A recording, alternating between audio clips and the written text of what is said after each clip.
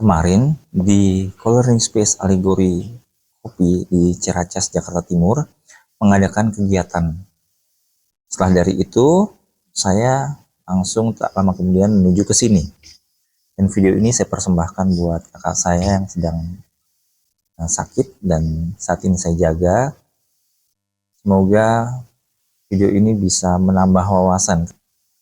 Jadi ceritanya kemarin ada juga kawan-kawan baik saya yang datang, termasuk Ustadz Romi Marbun dari Harmoni Metafisika, dan juga ada Bro Yogi. Nah, kita berbincang seru juga setelah beberapa peserta juga sudah pulang.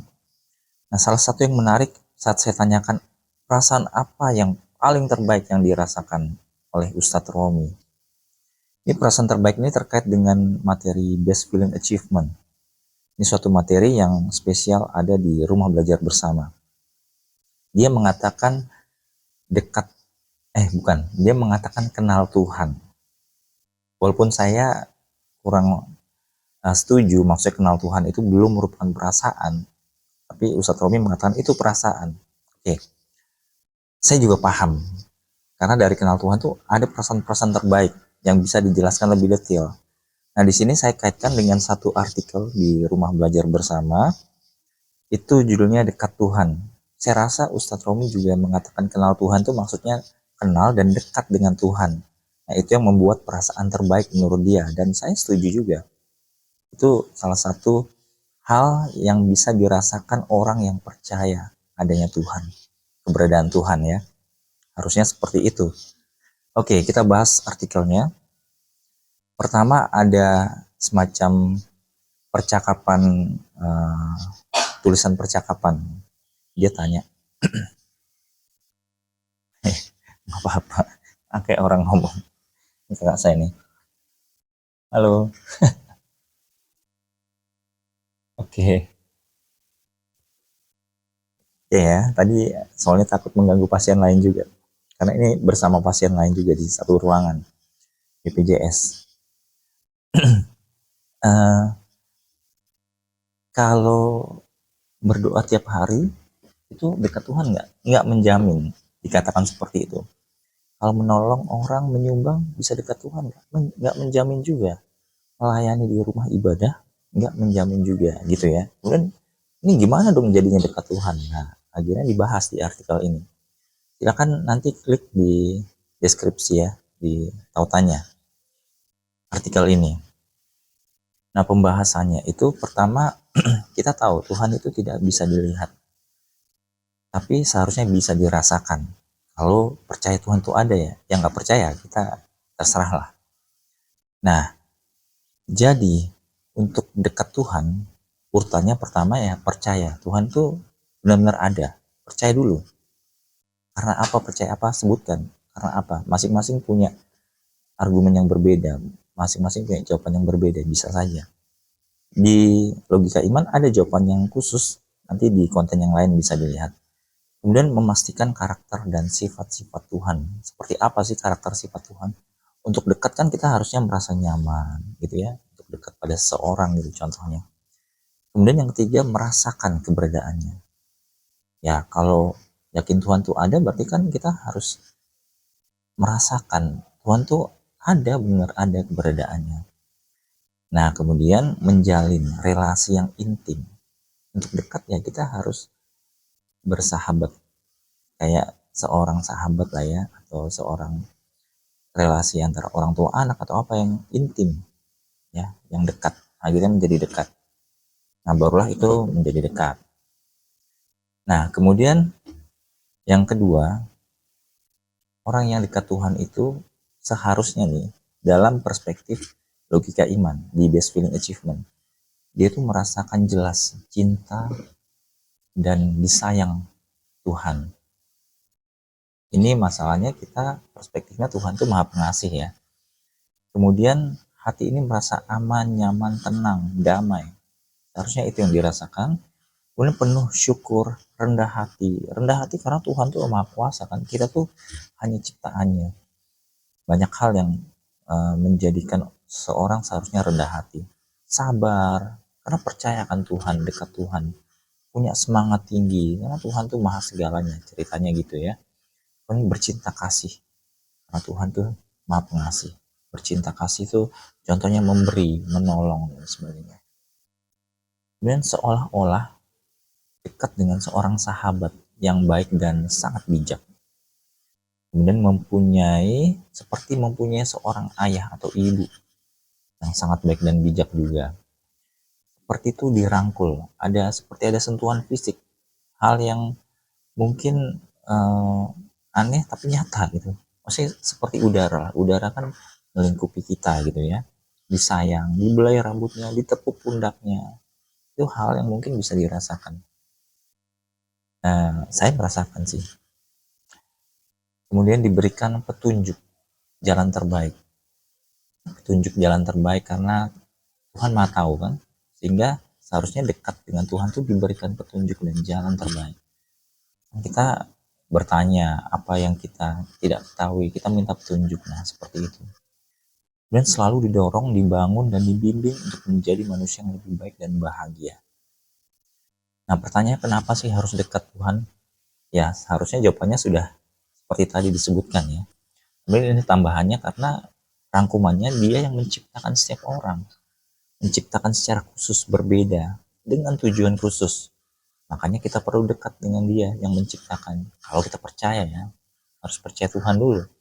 Kemudian dengan karakter Tuhan yang maha pengasih, maha perancang, maha tahu, maha kuasa, itu dia mencintai orang dengan tulus. Jadi itu yang bisa dipancarkan antara manusia ke sama makhluk hidup lainnya. Bahwa Tuhan telah meneladankan itu.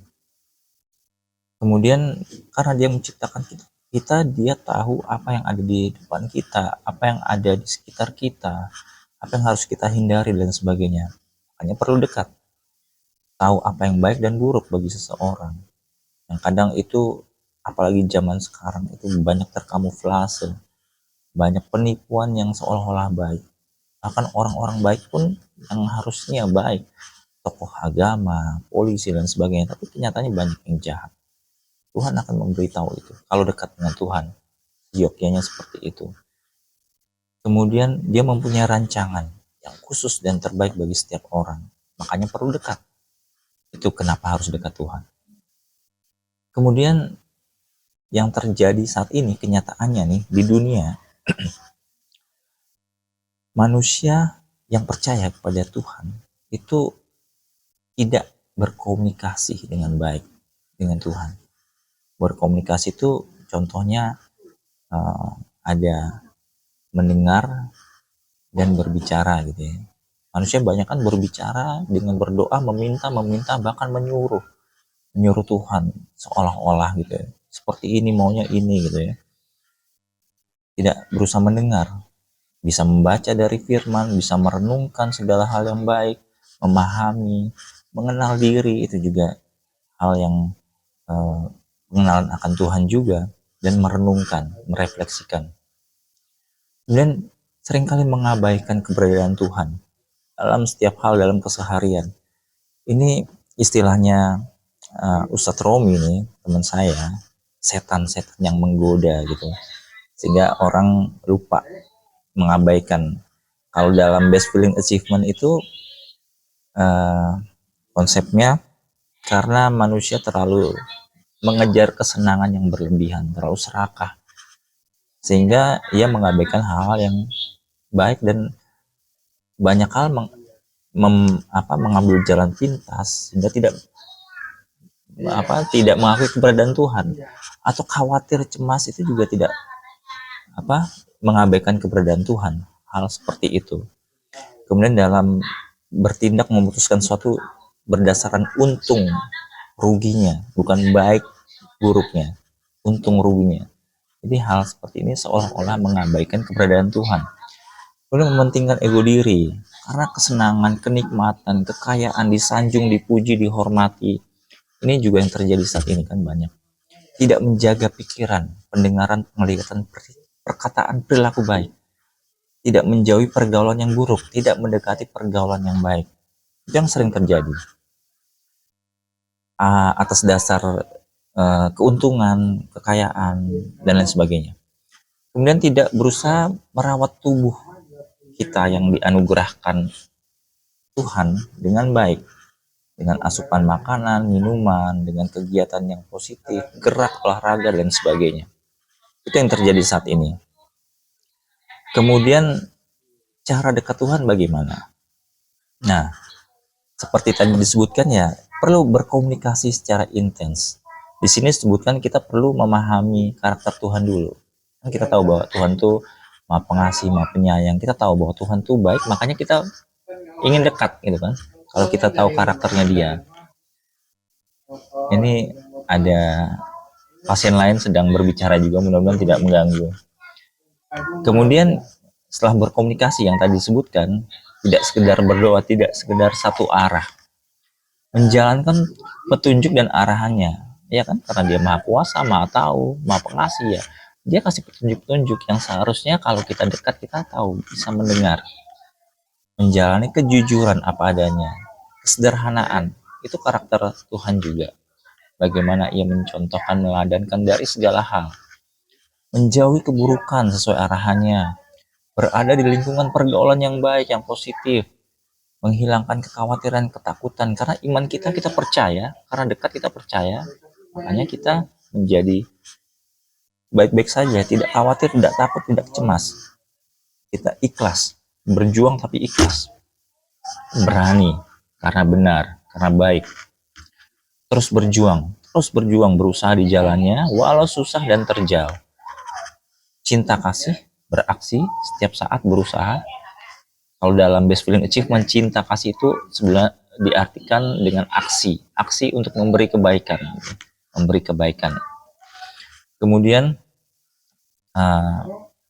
mengutamakan perbaikan kualitas kehidupan diri, pola pikir, diawali pola pikir, pola sikap, perilaku. Dalam best feeling achievement ada konsep a good tree philosophy, filosofi pohon baik. Nah, itu yang harus dikuatkan adalah akar, kemudian lingkungannya juga. Nah, akar itu berawal dari pikiran manusia yang dibangun dengan lingkungan yang baik, sehingga menghasilkan aksi yang baik. Gitu. Oke, seperti itu isi artikelnya. Dan mudah-mudahan ini bisa membantu kita semua untuk diingatkan juga untuk lebih dekat dengan Tuhan bila kita percaya keberadaan Tuhan. Semoga ini bermanfaat. Terus semangat, merdeka, maju, berdaya dari rumah sakit di Cimanggis. Tuhan, kau sumber damai dan bahagia. Syukurku selalu terucap dalam setiap rasa.